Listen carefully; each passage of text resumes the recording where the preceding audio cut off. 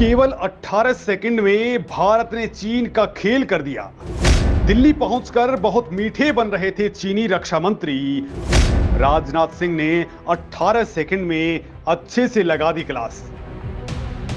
दोस्तों जरा इस वीडियो को ठीक से देखिए, सब कुछ यही छुपा हुआ है। ये हैं चीन के रक्षा मंत्री जो एससीओ समिट के लिए दिल्ली पहुंचे थे। ये भारत के रक्षा मंत्री राजनाथ सिंह से मिलने के लिए मीटिंग हॉल में एंटर होते हैं। छोटी आंखों में चमक और चेहरे पर मीठी मुस्कान भी थी। राजनाथ सिंह की तरफ बढ़े भी, लेकिन राजनाथ सिंह ने दूर से ही राम राम कर दिया। इसे मुंह पर तमाचा मारना कहते हैं। इन 18 सेकंड में चीन सोच रहा था जादू की झप्पी मिलेगी, उत्साहित होकर हाथ मिलाए जाएंगे, लेकिन राजनाथ सिंह ने ऐसा रगड़ा कि चीन जो मंसूबे पाल करके बैठा था अब हवा हवा हो गए हैं। न गले मिले न हाथ मिले और दिल तो दूर दूर तक मिले ही नहीं थे। तो दोस्तों आखिर भारत ने अपने घर आए मेहमान के साथ ऐसा क्यों किया और क्यों इससे चीन में हाय तौबा और अमेरिका में तारीफें तैर रही हैं, जरा ये जानने की कोशिश करते हैं, जिससे आपको पता चलेगा कि भारत क्यों इस वक्त यूएन में गदर काट रहा है, क्यों भारत अमेरिका छोड़िए किसी भी यूरोपीय देश को खड़े खड़े धो रहा है। यहां तक कि रूस भी इसी अंदाज के बाद अब पाकिस्तान से प्यार और दुलार भूल चुका है। तो चलिए दोस्तों पहले ये ताजा वाला मैटर जानते हैं, जिसके बाद आपको पता चलेगा कि भारत एग्रेसिव आखिर क्यों है। दोस्तों ये आज के भारत की कूटनीति है। भारत में चाणक्य को कूटनीति का मास्टर माना जाता था, जिन्होंने डिप्लोमेसी के 4 रूल्स बताए थे, साम दाम दंड और भेद। साम यानी समझा कर, दाम यानी कीमत देकर, दंड यानी शक्ति का प्रयोग करके, और आखिरी होता है भेद यानी भय दिखाकर। मतलब कोई भी तरीका ठीक लगे वो अपनाइए, लेकिन अपना काम किसी भी देश को निकाल लेना चाहिए। दोस्तों अब भारत के पड़ोसी पाकिस्तान और चीन अपनी चालबाजियों से बाज नहीं आ रहे। कंगाल हो चुका पाकिस्तान कश्मीर के सपने देख रहा है, लिहाजा वो सीमा पार आतंक फैलाने में लगा है, तो चीन भी बॉर्डर पर नेतागिरी कर रहा है। लिहाजा अब भारत ने समझाने की बजाय डायरेक्ट एक्शन पर ही भरोसा कर लिया है। कुछ दिन पहले ऐसा ही एक्शन ब्रिटेन पर भी देखा गया था। ब्रिटेन को भारत ने खालिस्तानियों को रोकने के लिए बार बार समझाया, लेकिन जब वो नहीं समझा तो एक ही झटके में पहले फ्री ट्रेड एग्रीमेंट पर बातचीत को रोका और ऊपर से दिल्ली में उनके दूतावास से सिक्योरिटी हटा डाली, जिसके बाद ब्रिटेन में तहलका मच गया। और दोस्तों अब ऐसा ही भारत ने चीन के साथ किया है। दोस्तों एक तो ताइवान पर एग्रेशन और भारत के साथ गलवान में झड़प से दुनिया में चीन को लेकर के एक नेगेटिव एनवायरनमेंट बन चुका है, यानी ऐसा मुल्क जो बॉर्डर पर लगातार माहौल खराब करने की कोशिश करता है। रही सही कसर उसने दुनिया में कोरोना फैला करके पहले ही कर ली थी। अब 3 साल बाद चीन ने एक नया हथकंडा अपनाने की सोची। पूर्वी लद्दाख में तनाव को भूल वो दोनों देशों की सेनाओं के रिश्तों को नया चैप्टर देने में जुटा हुआ था। शायद इसी मंशा के साथ दिल्ली में उनके रक्षा मंत्री जनरल ली शांगफू आए थे, लेकिन उनका ये प्लान फेल हो गया। भारत ने इशारों में 2 टूक कह दिया कि जब तक बॉर्डर पर शांति नहीं, पूर्वी लद्दाख में सैनिक पीछे नहीं हटते, दोनों देशों के रिश्तों में कोई सुधार नहीं हो सकता है। भारत के रक्षा मंत्री राजनाथ सिंह का हाथ ना मिलाना कोई आम बात नहीं है। जब भी राजनाथ सिंह किसी विदेशी समकक्ष से मिलते हैं तो हाथ जरूर मिलाते हैं और फिर उनका स्वागत करते हैं। उन्होंने ईरान, कजाकिस्तान, ताजिकिस्तान के साथ ही बाकी समकक्षों के साथ भी मुस्कुराते हुए हाथ मिलाया, लेकिन चीन के साथ रिश्तों में तल्खी साफ देख सकते हैं।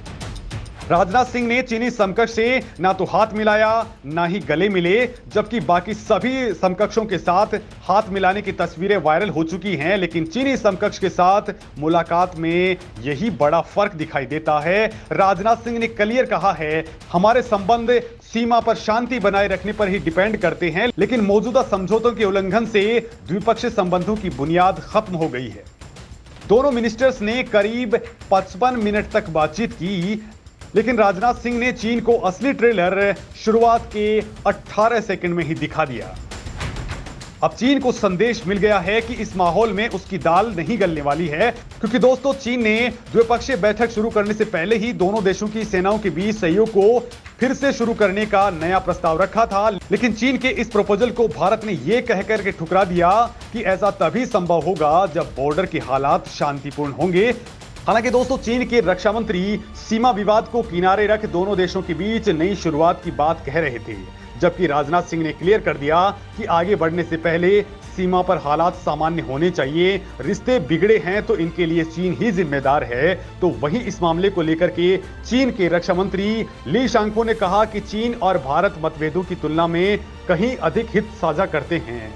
फिलहाल चीन भारत सीमा पर स्थिति स्थिर है, दोनों पक्षों में सैन्य और राजनीतिक चैनल्स के जरिए कम्युनिकेशन बना हुआ है, लिहाजा एक लॉन्ग टर्म रिलेशन को मेंटेन करना चाहिए। लेकिन भारत ने उसे क्लियर मैसेज दे दिया है कि भैया पहले बॉर्डर से पीछे हटना ही पड़ेगा, उसके बाद ही कोई बातचीत होगी। दोस्तों डिप्लोमेसी की लैंग्वेज में कहा जाता है कि मैसेज में ही सब कुछ छिपा हुआ होता है, जो चीन को अब मिल चुका है। वैसे दोस्तों चीन के साथ मीटिंग तो हुई, लेकिन पाकिस्तान तो यहां पर भी नदारद है। अब अगले महीने पाकिस्तान के विदेश मंत्री बिलावल भुट्टो जरदारी समिट के लिए भारत आने वाले हैं, लेकिन दिल्ली में उन्हें कोई खास तवज्जो मिलने की उम्मीद बची भी नहीं है। अंदर खाने तो बात यह आ रही है कि कोई बायलैटरल टॉक्स नहीं होने वाली है। पाकिस्तान से भारत लगातार कहता आया है कि बॉर्डर पर घुसपैठ और भारत के खिलाफ अपनी धरती का इस्तेमाल उसे बंद कर देना चाहिए, तभी रिश्ते सुधर सकते हैं। विदेश मंत्री एस जयशंकर तो बाकायदा कह चुके हैं कि ऐसे पड़ोसी से बातचीत नहीं हो सकती है।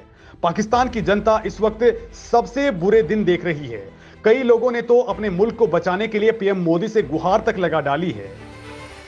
फिर भी बिलावल भुट्टो जरदारी जैसे पाकिस्तानी नेता लगातार भारत के खिलाफ जहर उगलते रहे हैं। दोस्तों अब बिलावल 5 से 6 मई को गोवा में शंघाई सहयोग संगठन के विदेश मंत्रियों की बैठक में हिस्सा लेंगे। कई साल बाद पाकिस्तान के किसी बड़े नेता की यह भारत यात्रा हो सकती है। हालांकि दोस्तों इसके बड़े नतीजे तो नहीं निकल सकते। तो वहीं दोस्तों अगर हम बांग्लादेश की बात करें तो बांग्लादेश के आर्मी चीफ दिल्ली पहुंचे तो भारत की कूटनीति ने एक नया ही अध्याय देखा।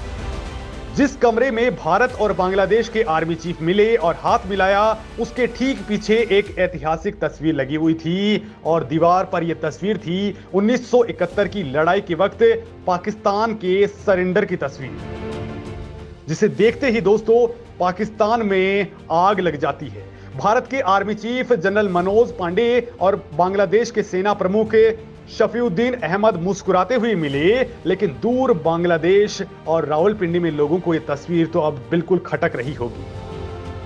दोस्तों दुनिया में इस वक्त भारत जहां एक आर्थिक महाशक्ति के तौर पर आगे बढ़ रहा है, वैसे ही अब डिफेंस और स्पेस सेक्टर में भी सुपर पावर बनने की ओर अग्रसर है। और इसमें सबसे बड़ा तड़का मोदी सरकार ने डाल दिया है, वो है जियोपॉलिटिक्स का एक अलग ही लेवल मेंटेन करके। अब भारत न रूस से जिगरी दोस्ती पर अमेरिका और यूरोप की सुनता है, न इजराइल से जिगरी दोस्ती पर मुस्लिम देशों की सुनता है। आजादी और दिलेरी के साथ डिसीजन ले रहा है। भारत के विदेश मंत्री यूरोप में बैठकर के यूरोप के देशों को ही खरी खोटी सुना रहे हैं, तो वहीं इस वक्त यूएन में वीटो पावर को लेकर के तगड़ा तांडव चल रहा है। यूएन में इस वक्त भारत प्रेशर गेम खेल रहा है, जिसमें दुनिया के देश भारत के पाले में आकर के खड़े हो चुके हैं। और जिस तरह से चीन की आंखों में आंखें डालकर के भारत ने उसकी दादागिरी को धुआं कर दिया है, उससे क्लियर है कि चीन के दुश्मन देश भी अब भारत के पाले में नजर आएंगे। दोस्तों इस मामले में आप क्या कुछ सोचते हैं, कमेंट करके जरूर बताएं।